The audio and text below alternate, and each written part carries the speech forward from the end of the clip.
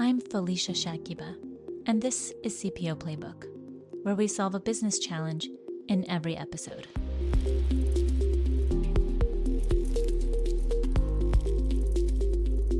Where technology and sustainability are gaining momentum in reshaping organizations, the human resources function emerges as the architects of a future-ready workforce. Forbes reports that ChatGPT garnered 1 million users in its first 5 days, with 64% of businesses anticipating increased productivity through AI, redefining the concept of work. Sustainability and climate considerations influence how companies align values to attract top talent, as remote work is shown to reduce greenhouse gas emissions equivalent to 600,000 cars. For executive teams, ensuring HR's value requires foresight, strategic alignment, and a commitment to continual evolution. This is pivotal in navigating talent and business strategy. Joining us from the Netherlands is Dr. Dieter Veldsman, Chief HR Scientist at AIHR, the Academy to Innovate HR, envisioning a new era that prioritizes adaptability and innovation. Dieter, thank you so much for joining me today. Lovely to be here with you, Felicia. I'm looking forward to our conversation. Dieter, can you start by sharing a little bit about you and your role? What does a Chief HR Scientist do? That's great. I know it's a bit of a strange title for a lot of people. So on the one side, they see this crazy individual with wild hair that does experiments down in the lab, but unfortunately, it's not quite as colorful as that. So as the Chief HR Scientist at the Academy to Innovate HR, I've got 3 main responsibilities. And the first one is I need to drive applied thought leadership. So working with our clients on their biggest HR challenges and trying to see how can we guide them into what their next is going to look like. My second responsibility is also driving a lot of our original research insights into our product development, which is all about, developing HR professionals. How do we make sure that we contribute towards that public narrative? And then lastly, really a passion about how can we prepare HR professionals and individuals with the skill sets that they require to be ready for the massive amount of changes that we are seeing in the world of work. So practically my day-to-day, it's all about engaging with HR communities around the world. It's about doing original research about what's happening in the world of work in HR, and it's about how can we make that practical and applied and convert that into things that people can use in everyday life that's going to be helpful for them on their HR journey.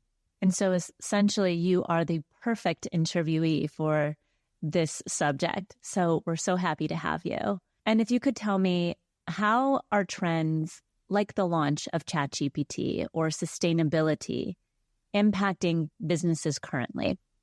I think we first need to acknowledge that it's a really interesting time at the moment in terms of some of the global shifts that we are seeing. And, I'm also a firm believer that we are on the cusp of entering almost the next chapter of work and what work is going to look like. And I think we're seeing things like generative AI really awakening that conversation to say, what does the jobs of the future look like? How are organizations going to engage with them as well? But maybe, Felicia, 2 key points that jumps to mind. I think the first one, when we think about generative AI, we first need to acknowledge that AI has been here for a very long period of time. And then the question we need to ask is, why is this different now? Why all of a sudden has generative AI taken the world by storm? And in my view, it's all about the fact that for the very first time, non-technical people have the ability to also access AI and start utilizing it in their personal and in their professional lives. Why is this significant? And we see that with all sorts of statistics around, how quickly something like ChatGPT was adopted. I think it took about 5 days to reach 1 million users. We're also seeing quick adoption within some of the organizational settings. And I think it's really all about, but what does personal productivity look like in future? It is all about how can we start thinking about AI not only as technology, but as a companion to work, as part of the workforce. And I think that is significant because it's starting to change the way that we think about what work is, where work happens, and who does the work. And I think that's going to be, really, really interesting. On the other side, we also need to think about that there is definitely a dark side to this issue. And there's still a lot of things that we do need to resolve. So if we think about things like privacy, we think about things like intellectual property rights. I think most recently, we've seen some lawsuits that the New York Times have taken on OpenAI and Microsoft about the utilization of the content to train some of their large language models. As well as on the other side, then the ethical concern around how do we actually deal with AI, and how do we make sure that the future of AI brings people together as opposed to creating even more inequality within the world pertaining to access to jobs and access to opportunities. So I think these things are changing the way that business leaders are thinking about their organizations, changing the way that the public sector is thinking about how are we going to grow this economy to account for some of the opportunity on the horizon. And I think for individuals, it's also asking the question, do we actually know what your career is going to look like in the future? What are some of those skills that is going to prepare and make sure that you are relevant in terms of where you need to go? So on the Gen AI side, I think definitely dominating the conversation at the moment. On the other side, maybe just a quick mention, you've also spoken about sustainability for me, and I'm just to get on my soapbox for a moment, and I'm extremely, extremely passionate about the topic. And I think what we've seen beyond reporting and beyond being responsible and conscious businesses, I think sustainability has really become ingrained into the DNA of the organization because everybody has started to realize that we are seeing significant shifts and starting to feel the pain of us not addressing issues pertaining to sustainability. To make that practical, think about examples such as climate adaptive practices. All of a sudden, we're starting to see organizations having to think differently about labor that happens in extreme heat waves. They have to start thinking very differently about talent having to migrate to other parts of the world just due to the fact that due to the impact of climate change, they can no longer survive where they used to be. And I think it's starting to enter the realm now that it's not that big thing that's far away. It's a question that we need to resolve today.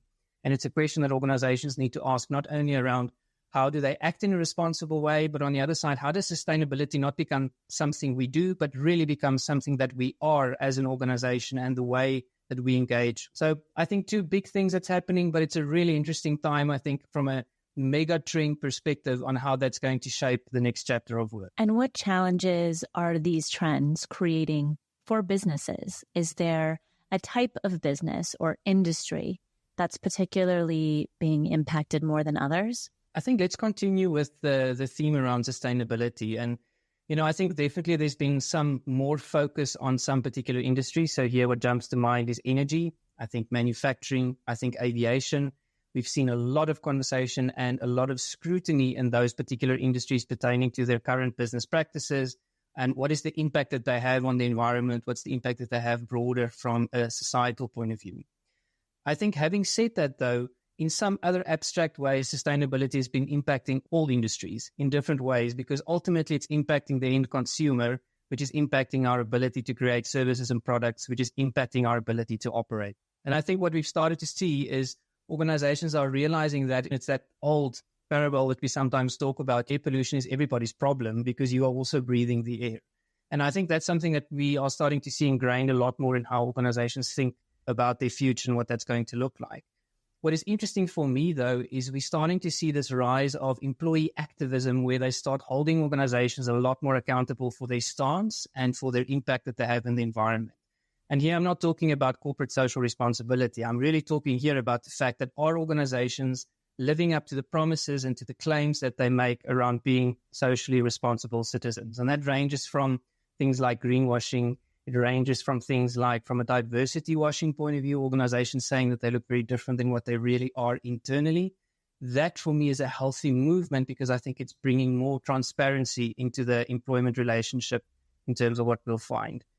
Bringing it back just to your question on generative AI, again, I think there's a strong impact across all industries. I do think we are starting to see the impact faster in certain industries. Here, for me, good examples are insurance, financial services. I think we're already starting to see a lot of the impact of AI resulting in new types of processes, new ways of engaging with clients and with customers. There's been some significant research and case studies on things like call centers and client service centers and how the introduction of generative AI has actually increased the quality of outputs, the number of queries that can be resolved, and the personalization that we can bring into the client experience. And I think we're going to start to see that a lot more. The biggest challenge, I believe, at this stage is also that there's just so much we still don't know about generative AI. And, it's a little bit like the metaphor of the dog running after the bus, and now it's caught the bus, and now all of a sudden doesn't quite know what to do with it. And I think there's some real questions at the moment that we're asking to say, it is fantastic that we have it, but how is it useful, and how do we adopt it responsibly? And that's the challenge for organizations. How do you experiment within the confines of making sure that you still manage the risk that comes with introducing something new into the environment, especially something as significant as generative AI. And so that ambiguity in itself is a challenge for businesses to try and make sense of. Most definitely. And I think that ambiguity, and here I blame public media a little bit. If you look at what some of the headlines are, 14 million jobs will be lost by 2030 through AI. It's not telling the full picture. And I think it's driving a culture and an understanding of fear as opposed to giving a holistic picture to say 14 million jobs will look very different by 2030. Yes, some of them will no longer be there, but nobody's talking about that there will also be new opportunities and that work will look very, very different. So I think we need to start helping the public understand that it's a holistic narrative that they need to be able to consume, and it's not nitpicking and taking certain shock statements and then igniting this culture of fear, which will lead towards the fact that people don't want to adopt it, which will lead towards the fact that I believe a lot of people will be left behind because it is here and it's not going away. It's a lot more about saying, how can we adopt it responsibly and how can we prepare people for that shift? Great organizations. There's an organization in Belgium at the moment, a telecommunications company, that have acknowledged the need that AI is going to change their business significantly. And they've got a great need for people with that particular skill set in 3, 4, 5 years from now. The market that they're in is not going to be able to provide that for them.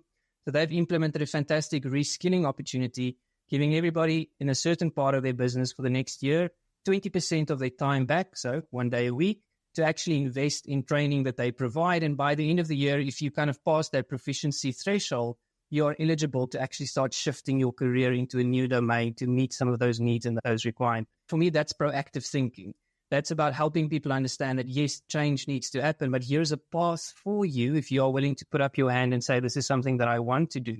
So that's about creating a different future and not about, I think, lamenting about the things that we are going to lose, if I can call it that, out of these changes that we will experience. And that's for me important because this fear-driven culture is not serving anyone. And I think it's going to be to the detriment of everyone if we don't treat that in a responsible manner. Hi, I'm Carmen Hudson. I'm the host of the Recruiting Book Club, and we're starting our second season. I'm so excited to bring to you another set of guests of recruiters who have written books. We are excited to have some very special guests this season. We've got Shally, we've got Craig Fisher, James Ellis, and quite a few other people that we're going to bring on board to tell us about what they wrote, why they wrote it, and maybe we'll veer off into a conversation about recruiting on all types of topics and subjects that happen in our industry. So I hope you can join us. I'm excited. Which brings me to my next question, because it sounds like there is some career development, professional growth, reskilling, upskilling that organizations are going to need to start thinking about. So what new skills and capabilities do leaders need to develop to help businesses adapt? I think that's a fantastic question because I'm a firm believer that leadership in organizations is the root cause of all good and all evil in an organization that takes place, due to their impact on culture, due to the impact on just the way that the organization thinks about, who they are. Now, first, it's a tough time to be a leader. I think there's a lot of things that's being expected from leaders and they are facing increasingly complex situations which they need to make sense of. But for me, really, when you ask the question around, what capabilities and skills would a leader need in future? For me, there's 6 that really stand out. And there's a lot of research studies that kind of showcase and accentuate a lot of these.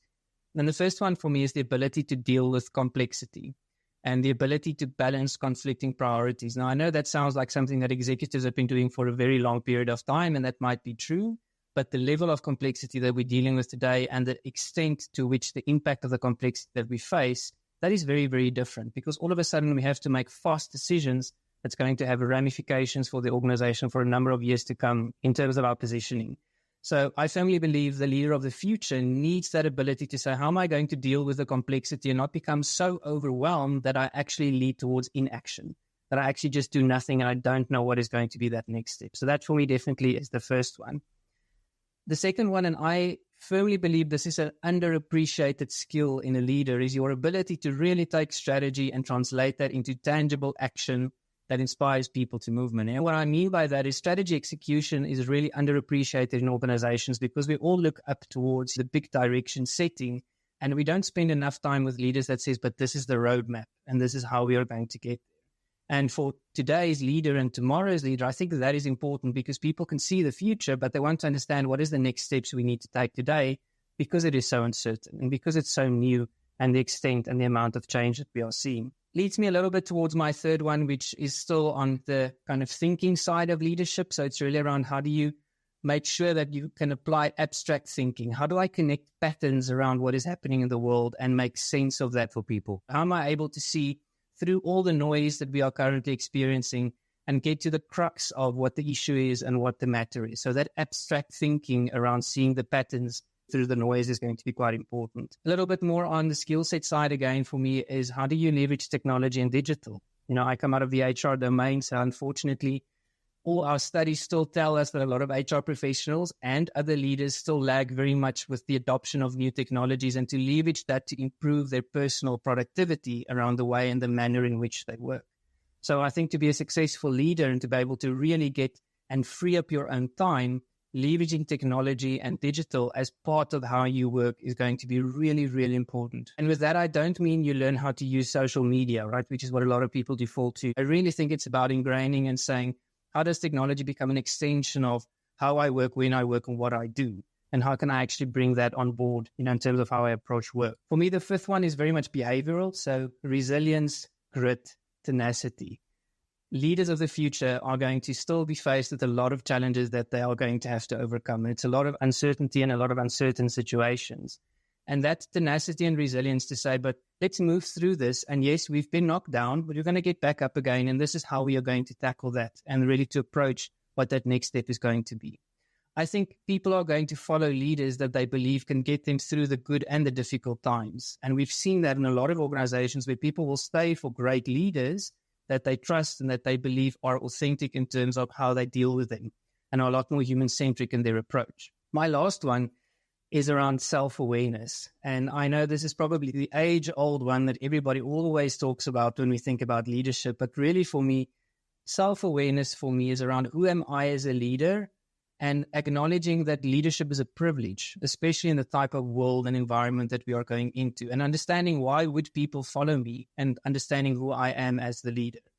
Something that's been really interesting for me over the last couple of years, if you look at the Forbes 30 Under 30 list, there was some real interesting research being done to look at a lot of those people later in life who were celebrated as young upcoming leaders actually had a lot of criminal charges for things like fraud, etc., brought against them later on in their careers.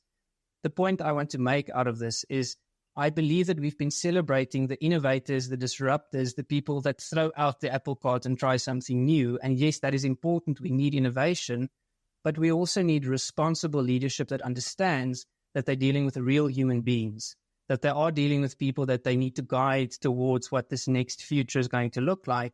And, maybe, if I may put it so bluntly, maybe that's the slightly more boring leader that's a little bit more predictable. It's a little bit more stable, a little bit more considered in some of the decisions that they make. And then we can only develop that if people are self-aware around who they are and we can kind of guide them as part of that journey. So for me, those are kind of the 6 things that really stand out when I think about what a good leader would look like in the future.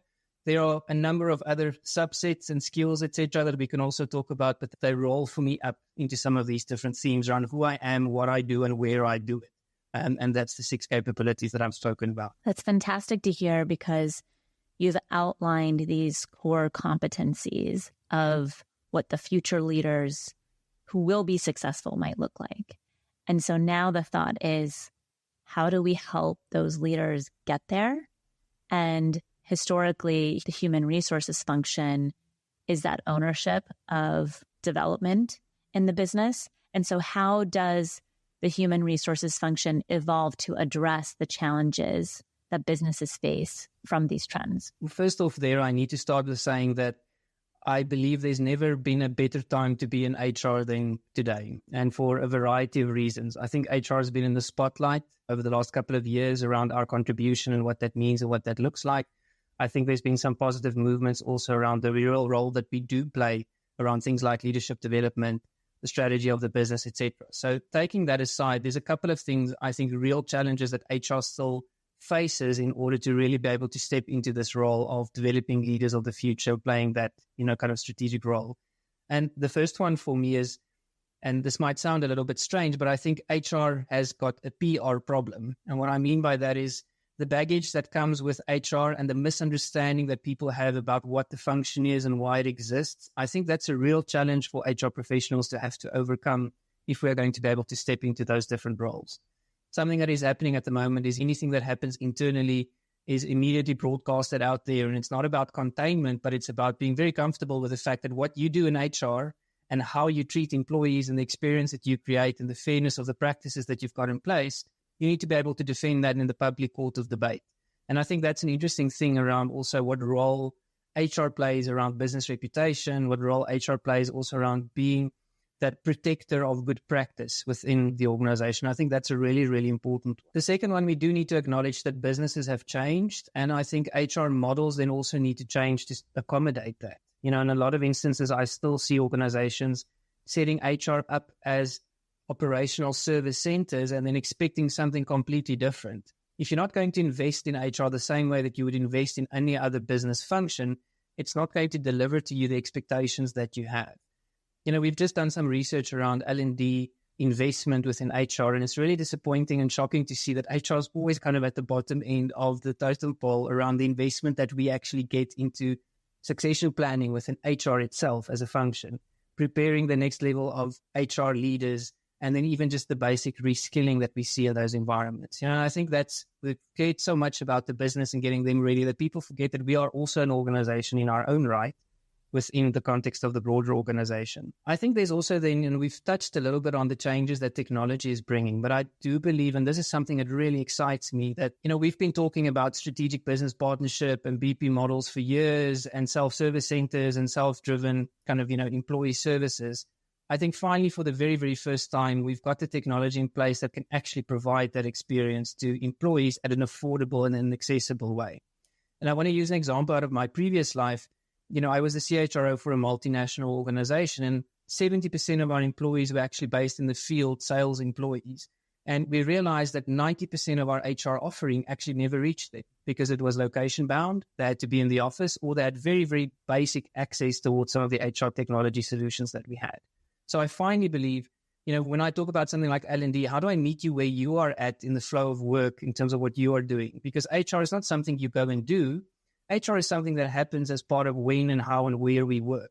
And I think that if we can nail that as an HR profession going forward, I think there's some really, really significant changes there for us. So L&D in the flow of work, other HR services in the flow of work as well, but meet employees where they're at, because HR is not something that I go and do. HR is something that just has to be part of how I manage my relationship with my employer, with my manager, with my leader.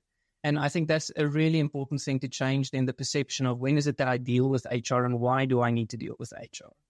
And the last point I want to make here, you ask about challenges, and we've just released a report that talks about what is the state of HR currently. And one of our biggest insights, which was really interesting for me to see, was the manner in which we think about HR as a career for a lot of people is not actually building the type of talent capacity that we want in an HR function and in an HR domain. So what I mean by that, we hear these words often. I stumbled into HR. I just happened to move into HR because it was an available opportunity. And there's nothing wrong with that, because we also need to provide people with opportunities. But we also they need to make HR a lot more attractive in future so that people actually also choose it as a profession with then the realistic view of what HR work actually looks like. And I think that's a very, very big shift that we are going to have to make, and a big challenge for us to overcome. That's so interesting. I do hear that a lot. And sometimes I'm beside myself because I think, gosh, you stumbling into HR, it's like saying, do you stumble into engineering? Like, there's still work that needs to be done in order to, make that role successful. I guess it could be a cultural thing, depending on the type of company that brings people into that role. But it's a very interesting moment when hearing someone say that, I would say. I want to talk a little bit about, in response to how we see leaders and managers developing to address these challenges, how can human resource professionals intentionally craft their skills and capabilities to support the business? So I think we've already touched on, upskilling as a priority, and not only in terms of, investment from an organizational point of view. I think there's also a personal connection that an HR professional needs to make to say, I'm actually going to invest in myself we are the profession that is guilty of busyness by far the most, because you're always fighting fires, and sometimes rightfully so. Or on the other side, it's just that there's just no resources that somebody can take a step back and say, I now need to think about myself, my career, what that's going to look like, because it's to the benefit of me as an individual, but also the organization. The second thing I think we do need to do is we need to acknowledge and realize that we have to take a step back and a holistic skill around what is the actual skill set of the HR professional going forward, because that's very misunderstood. Now, there's the big movement at the moment around data-driven, evidence-based HR. We've been talking about that for a number of years as well. But if you then really go and dial down into what do we write into an HR job description at the moment, there's very little of that in there. There's a very big mismatch when we start saying, this is what we want the profession to be, and then this is the skill set that people have already. How are we going to build that roadmap and that bridge for them to be able to get there? And something that I am afraid of that I think is going to start happening more and more is we keep on talking so much about what HR needs to be. We forget that there's a whole bunch of people already within HR that is already there that we also need to develop and take forward into that next step. Because we are forgetting that we should never, ever alienate the current function at the expense of creating something else. So when we talk about analytics is the future, that's definitely the right way to go. But how do we get the people that have never had exposure to that to really start understanding the value that it has, get them interested in it, and to bring them along that particular curve, as opposed to creating the sense of insecurity that I'm not good enough as an HR professional. I'm never going to be there. I'm never going to be able to step into something different. And I think that's really, really important, that we also think about the identity of the HR professional, and how we really going to get them there. For me, the other one is also, and this as a fellow HR professional, I say with a lot of love and respect, we need to get out there from an exposure point of view. Our latest research report that I referenced earlier, what was so interesting is HR is one of the functions that once we're in the HR family, very few people move out into business. Very few people rotate into other projects that is not kind of with an HR flavor to it. So we keep on talking about we want to be multidisciplinary in nature. We keep on talking about the fact that we want to multi-skill and cross-skill, but we are not putting ourselves into those positions to actually learn from others in a very, very different way and start gaining new business type of skill sets that make us more impactful as HR professionals. So things like rotations in the HR domain, I think that's incredibly important. I don't know how you can be an HR leader if you haven't done your stint in technology or in finance or in operations, because I think it gives you a very different flavor and view and perspective of how you can add value wearing your HR at once you've understood what it looks like on, can I call it, that side of the table as well. I couldn't agree more with you. I feel like I have a very interesting background where I've had my own HR tech company, and I've stood up a couple of startups and have learned about marketing and design and finance and leadership in multiple ways. And it only makes me a greater HR professional. And I really have a full sense of the business, especially when I'm helping or supporting a leader or coaching a leader in finance or in design, and understanding, oh, you probably need to collaborate cross-functionally, because in order to execute your responsibilities in your role, I know that design needs to speak to engineering, and engineering needs to have that open communication with the sales team. Otherwise, the sales team doesn't know what they're selling. So I couldn't agree more with you. That rotation piece, I think, is so critical and very impactful. Completely agree. It also gives you context, right? And I think what I mean by context, it gives you real context. I think back about a project that I was on in an organization where was a media company, major sports broadcaster. And I spent a couple of weeks job shadowing what the people actually did. And what I mean by that is, hauling cameras, sitting in little production vans, driving around towards these different sport events.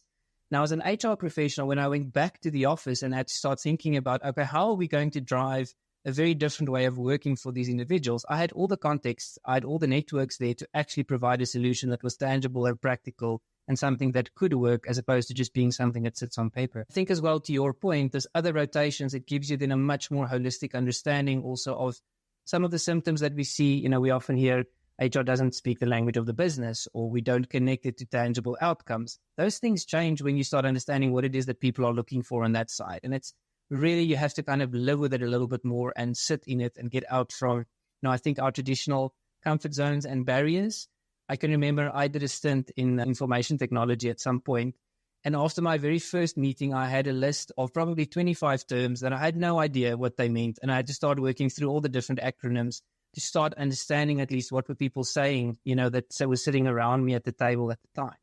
6 months later, you almost have adopted that same language. So when I went back to HR, whenever somebody then started talking about, we need this type of skill set that is able to do X, Y, and Z, way better understanding of what it was that they were actually looking for. And I think, that's silly little examples, which we think is obvious, but in practice, it doesn't happen. People get into the function, they stay there, and then they become very isolated actually from where a lot of other things happen within the organization. And I think it's to our own detriment. I think there's some real good opportunities there for us. Can you provide any examples of how businesses have been successful at addressing specific trends like sustainability or the ChatGPT adoption wave through the support of the human resources function or other?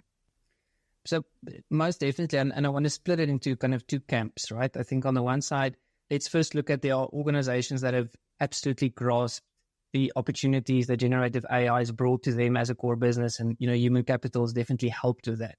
So, for example, there's a company that's utilizing some of the AI that they had before to build a new product line around recognition pertaining to things like traffic fines and where public services are required. And the AI there actually utilizes the technology to be able to understand, this is a street lamp that needs to be changed, and then monitors that over a period of time to make sure that happens.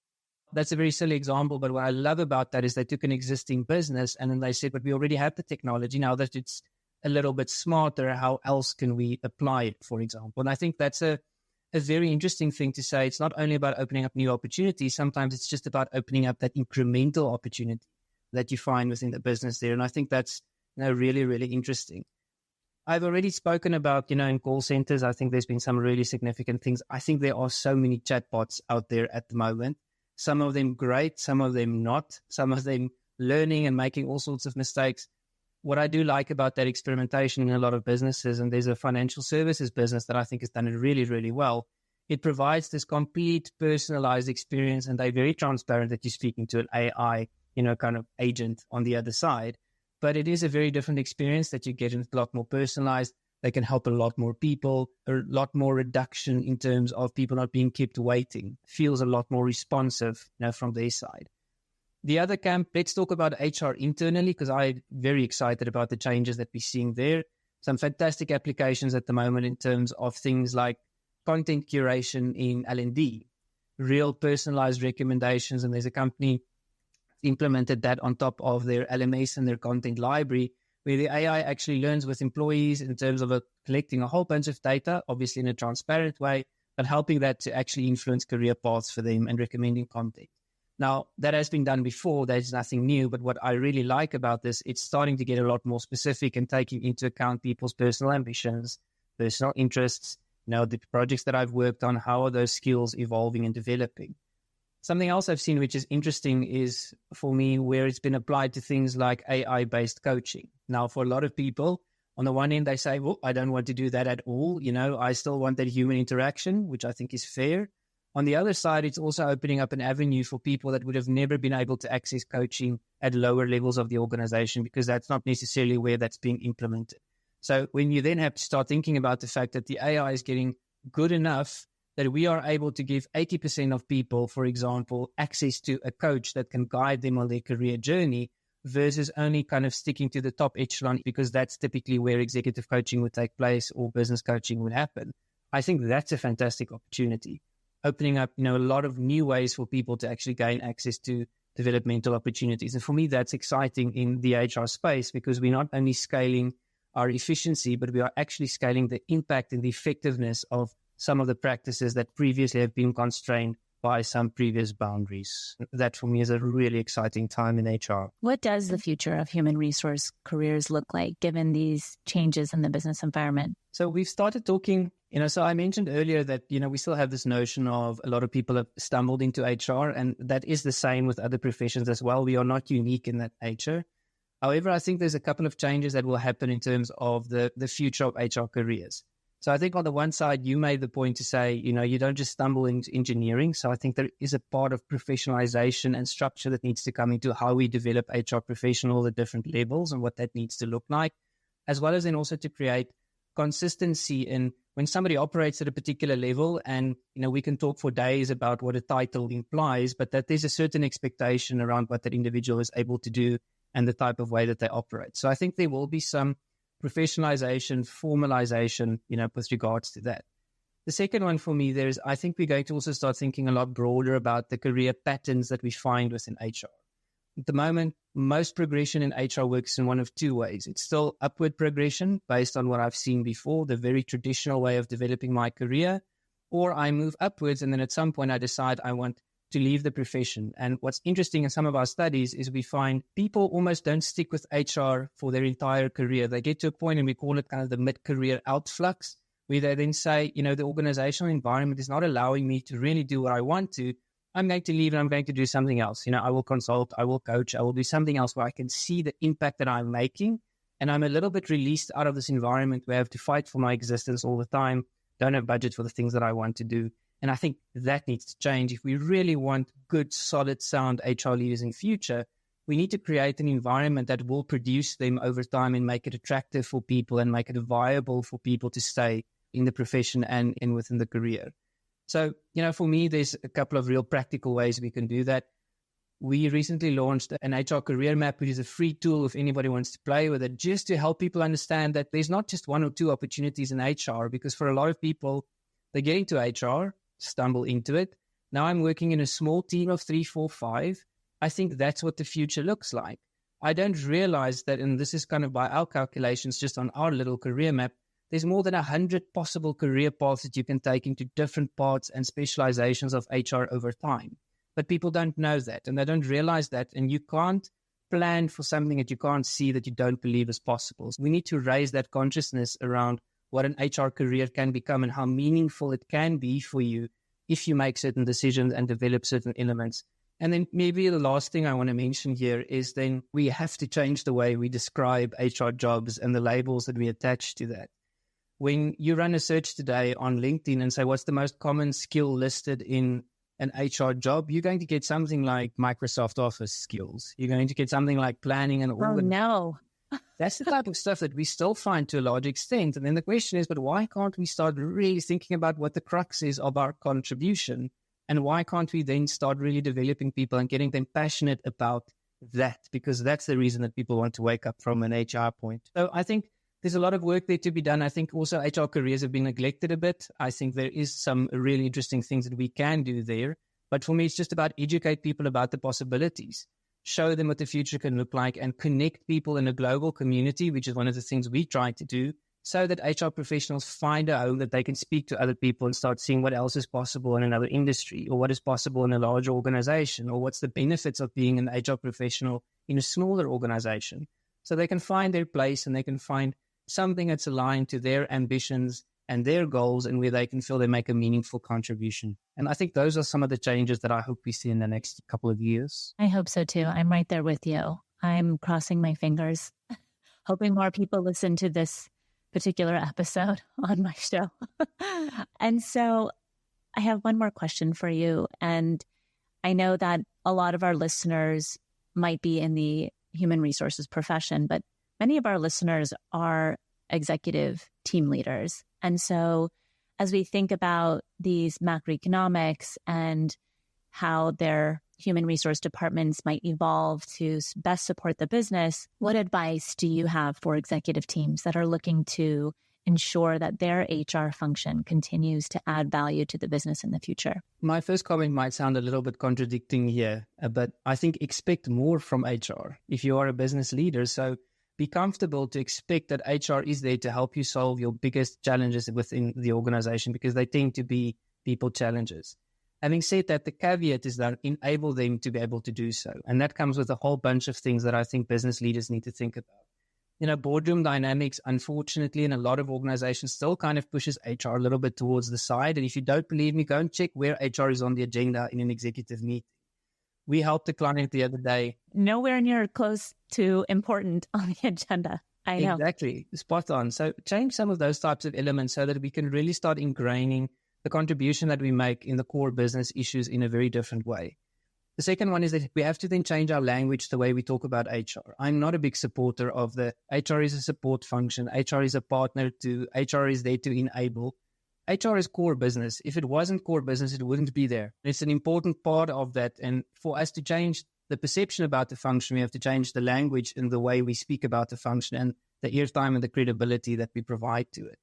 And then lastly, the one that I've mentioned earlier is don't be afraid to invest in HR and then expect a return on investment over time. I think that's perfectly okay. But if you want a particular type of HR function, you're going to have to build that type of HR organization with the right skills, technologies, etc. Because like any business, HR is an organization that needs to be set up in a particular way and needs to operate with discipline according to certain business principles. And that's what I think we should try help business executive leaders understand, that HR also has to adhere to certain things, same way that you would run another business within a broader organization. But then we have to make sure that those people are equipped to be able to do that. Now, whether that's through skills, technology, the resources that they require, it's worth it. But you have to make sure that we also invest in it. Absolutely. And I just want to add to that, because you said something about technology, and I was at the HR Tech Conference in Vegas earlier last year, and there is an abundance of technology out there for this profession, for the HR human resources profession and function. And all I kept hearing at the conference was, we're a vendor and we're entering this space because HR is the least tooled function in the business.